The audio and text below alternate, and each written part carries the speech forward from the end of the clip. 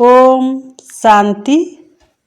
तुम्हें मनसा वाचा कर्मणा बहुत बहुत खुशी में रहना है, सबको खुश करना है, किसी को भी दुख नहीं देना है। তোমাদেরকে মন বাণী কর্মে অত্যন্ত খুশিতে থাকতে হবে, সবাইকে খুশি করে রাখতে হবে, কাউকে দুঃখ দেবে না। डबल अहिंसक बनने वाले बच्चों को कौन सा ध्यान रखना है? যে বাচ্চারা ডবল অহিংসক হবে তাদের কোন কথায় সতর্ক থাকতে হবে? ध्यान रखना है कि ऐसा कोई वाचा मुख से ना निकले जिससे किसी को भी दुख हो, क्योंकि वाचा से दुख देना भी हिंसा है।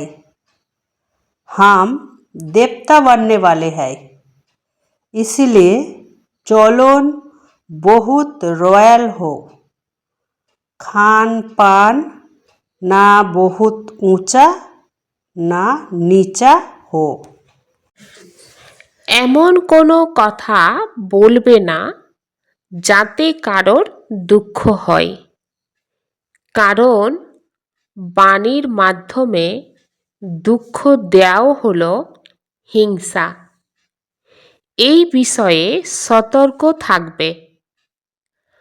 আমরা দেবতার পরিণত হব, তাই আমাদের আচার ব্যবহার যেন খুব রয়্যাল থাকে, খাওয়া দাওয়া যেন খুব সাধারণ হয়, না খুব উঁচু না খুব নিচু।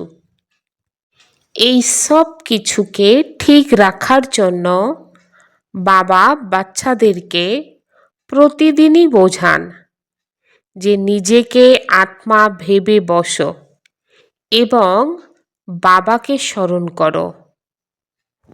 মন বাণী কর্ম প্রতিটি কথায় বাচ্চাদের খুশিতে থাকা উচিত, কাউকে দুঃখ দেবে না। বাবা কাউকে দুঃখ দেয় না, বাবা এসেছেন খুশি করতে।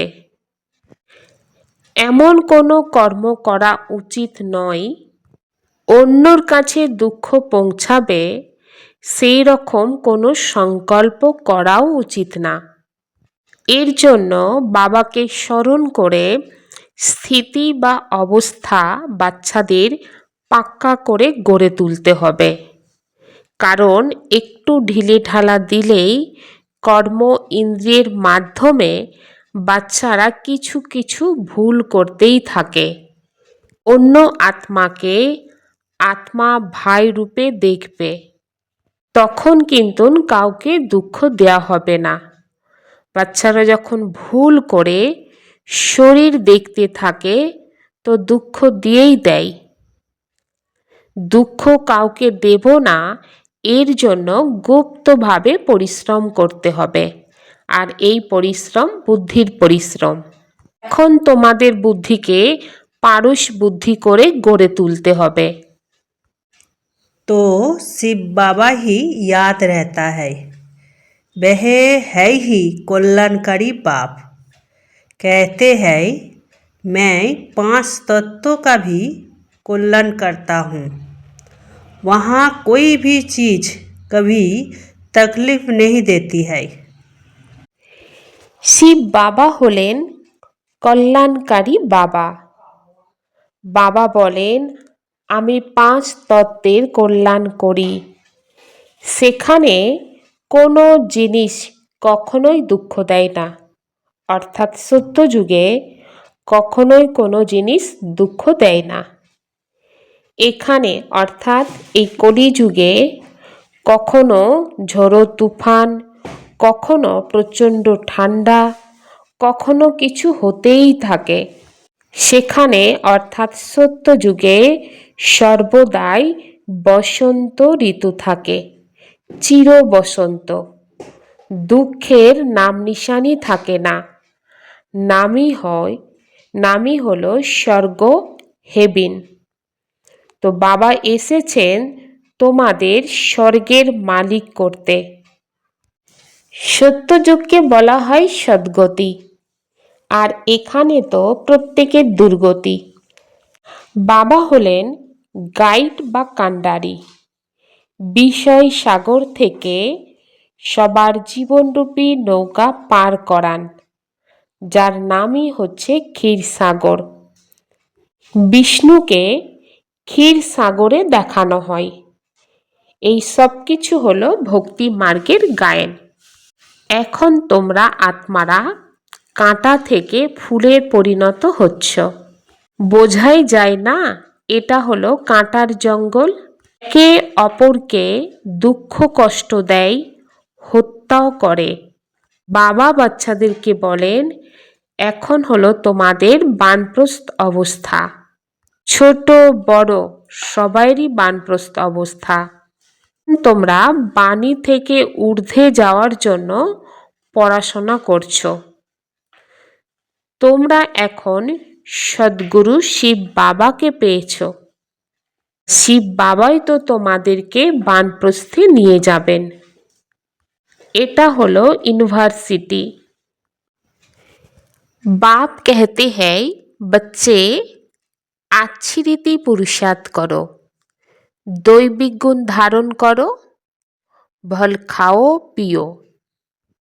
বাবা বলছেন বাচ্চারা অনেক ভালো করে পুরুষার্থ করো এবং দৈবিক গুণকেও ধারণ করো, খাও দাও সব কিছুই করো, কিন্তু বাবাকে স্মরণ অবশ্যই করো।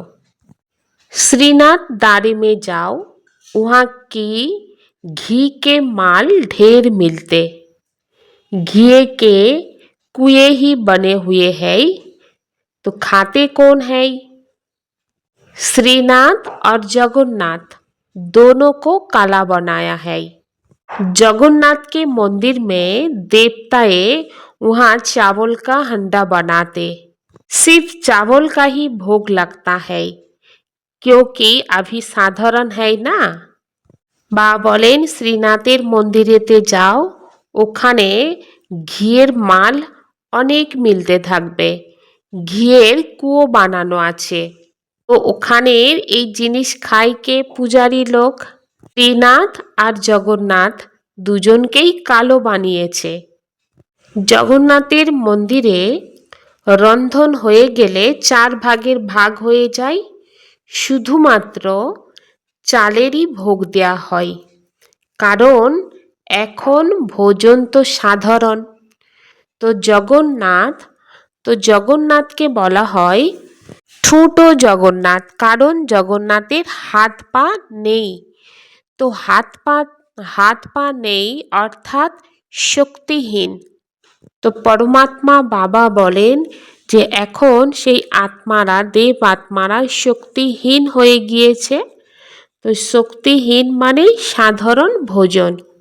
তো একদিকে দরিদ্র, আরেকদিকে ধনী দেখানো হয়েছে। এখন অনেক মানব আছে গরিব, খাবার নেই। সত্যযুগে তো সব কিছুই থাকবে। शिव बाबा बहुत मीठा है, वह तो है निराकार। प्यार आत्मा को क्या जाता है, आत्मा को ही बुलाया जाता। शरीर तो जल गया, उनकी आत्मा को बुलाते हैं, ज्योति जगाते हैं।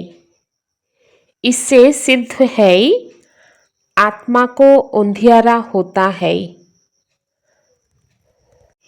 শিব বাবা হলেন খুব মিষ্টি। বাবা হলেন নিরাকার। আত্মাকেই তো ভালোবাসে, তাই না? আত্মাকে ডাকা হয়। শরীর তো পুড়ে যায়, আত্মাকে ডাকা হয়, জ্যোতি প্রজ্বলিত করা হয়, প্রমাণ হয় যে আত্মার অন্ধকার আছে।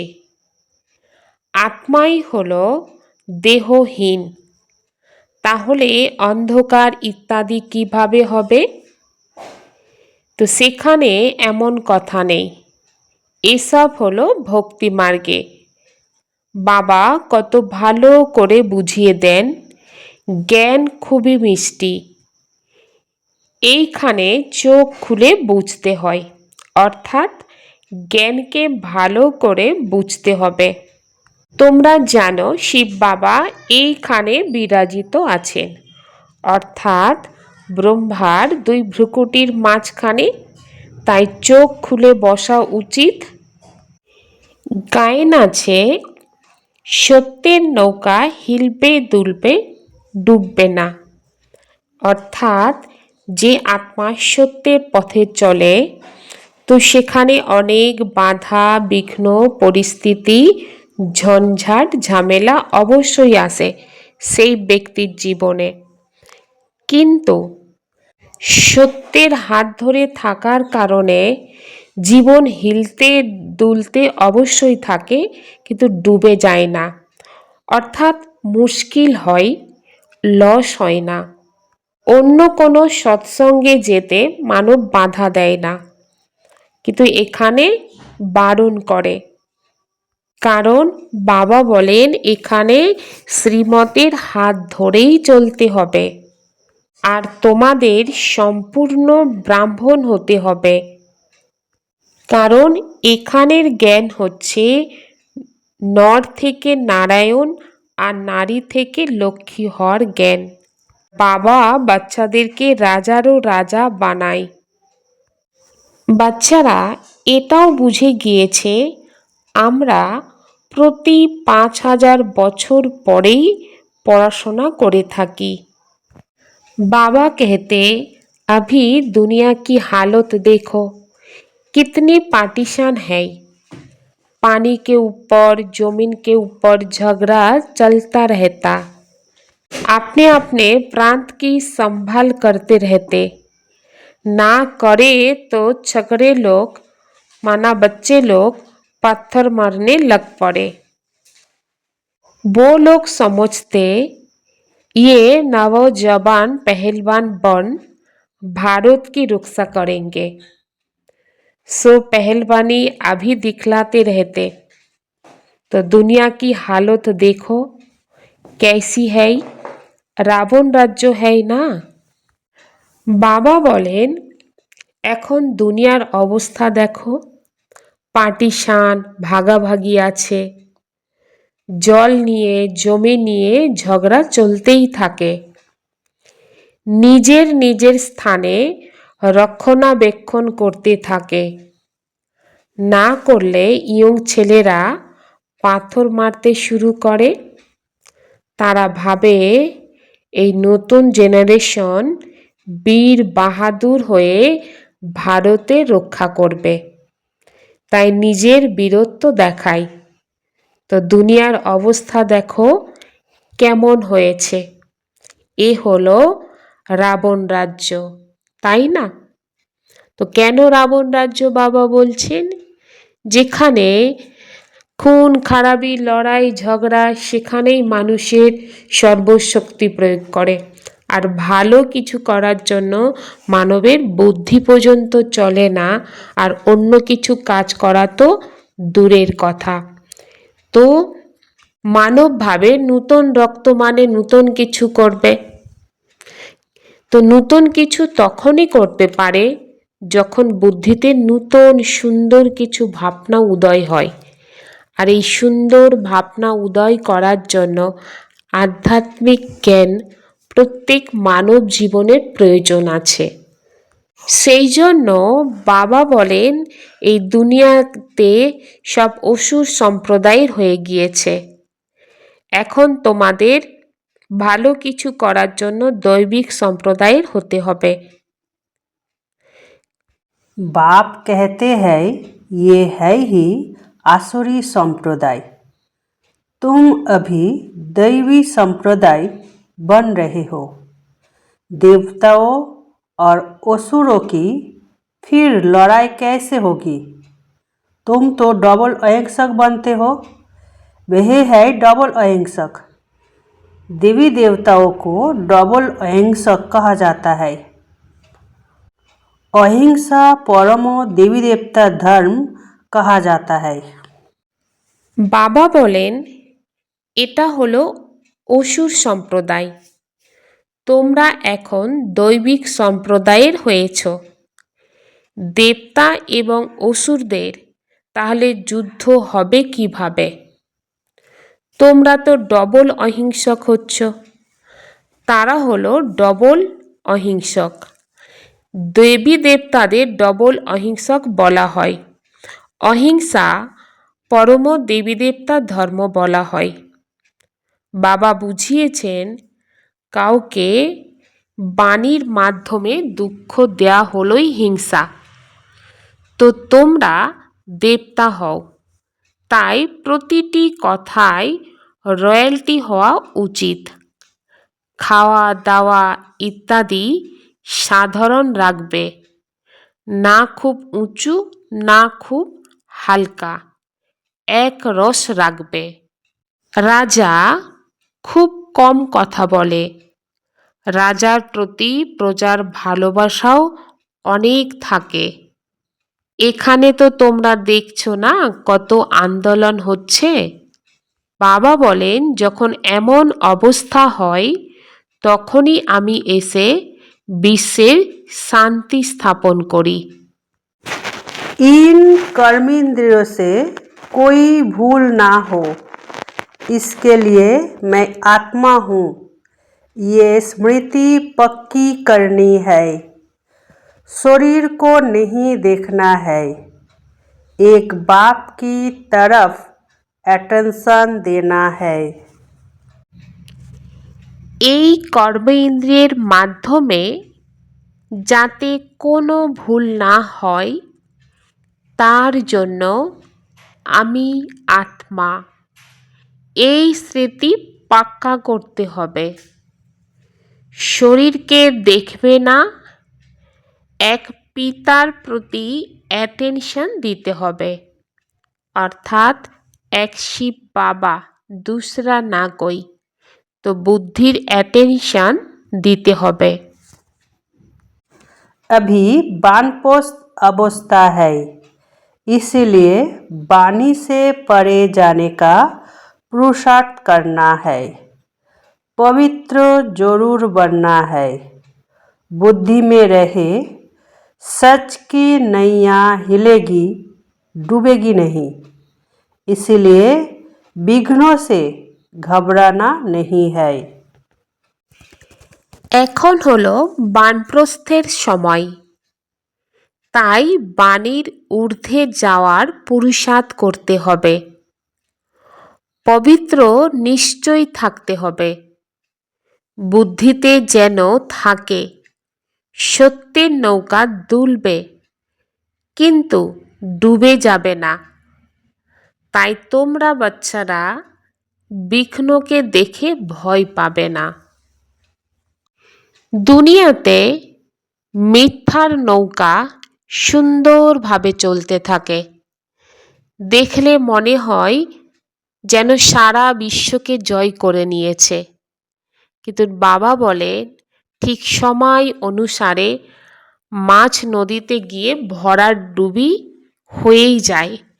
এমনভাবে ডুবে যায় যে উদ্ধার পায় না। কিন্তু সত্যের নৌকা, অর্থাৎ যে ব্যক্তি সত্যের পথে চলে, অনেক সমস্যা হলেও ঠিক অবশ্যই থাকে। ड्रामा की नॉलेज से अचल स्थिति बनाने वाले प्रकृति व मायाजित भव। प्रकृति व माया द्वारा कैसे भी पेपर आए, लेकिन जरा भी हलचल ना हो। ये क्या, ये क्यों, ये क्वेश्चन भी उठा, जरा भी कोई समस्या बार करने वाली बन गई तो फेल हो जाएंगे। इसलिए कुछ भी हो, लेकिन अंदर से ये आवाज़ निकले कि बाहो मीठा ड्रामा बाहो। हाय क्या हुआ ये संकल्प भी ना आए। ড্রামার নলেজের মাধ্যমে অবিচল স্থিতি নির্মাণকারী প্রকৃতি বা মায়াজিত হও। প্রকৃতি বা মায়ার মাধ্যমে যে রকমই পরীক্ষা আসুক, কিন্তু তোমরা আত্মারা দোলাচলের মধ্যে আসবে না। এটা কি, এটা কেন, এই কোশ্চেনও যদি ওঠে, অল্প একটুও কোনো সমস্যা যদি আক্রমণকারী হয়ে যায়, তাহলে তোমরা ফেল হয়ে যাবে। এই জন্য যা কিছুই হয়ে যাক, অন্তর থেকে এই আওয়াজ বের হবে যে বাহ মিষ্টি ড্রামা, বা হাই কি হলো, এই সংকল্প যেন না ওঠে। এমন স্থিতি বানাও যে কোনো সংকল্প তোমাদেরকে দোলাচলে আনতে পারবে না। সর্বদাই অচল অনড় স্থিতি থাকবে। এখন প্রকৃতি জিত বা মায়া জিতের বরদান প্রাপ্ত হবে। खुश खबरी सुनाकर खुशी दिलाना यही सबसे श्रेष्ठ कर्तव्य है। খুশির খবর শুনিয়ে সবাইকে খুশি প্রদান করা, এটাই হলো সব থেকে শ্রেষ্ঠ কর্তব্য। তো সব থেকে ভালো খুশির খবর হচ্ছে পরমাত্মা বাবা এসে গিয়েছে। আর বাবা যে বাচ্চাদেরকে বারবার সেবা করার কথা বলে, তো এই বাবার খবরটা আত্মাদেরকে শোনানোই হচ্ছে সব থেকে শ্রেষ্ঠ কর্তব্য এবং সব থেকে খুশির কথা। এখন সম্পন্ন বা কর্মাতীত হওয়ার ধুন লাগাতে হবে। মহারথীরা এখন এই বিশেষ পুরুষার্থের অভ্যাস করবে। এখনই কর্মযোগী, এখনই কর্মাতীত স্টেজ। পুরানো দুনিয়াতে, পুরানো অন্তিম শরীরের কোনো প্রকারের ব্যাধি নিজের শ্রেষ্ঠ স্থিতিকে যেন দোলাচলে না নিয়ে আসে। সচিন্তন, জ্ঞান চিন্তন, শুভ চিন্তক হওয়ার চিন্তন চলবে। তবেই বলা হবে কর্মাতীত স্থিতি। ওম শান্তি।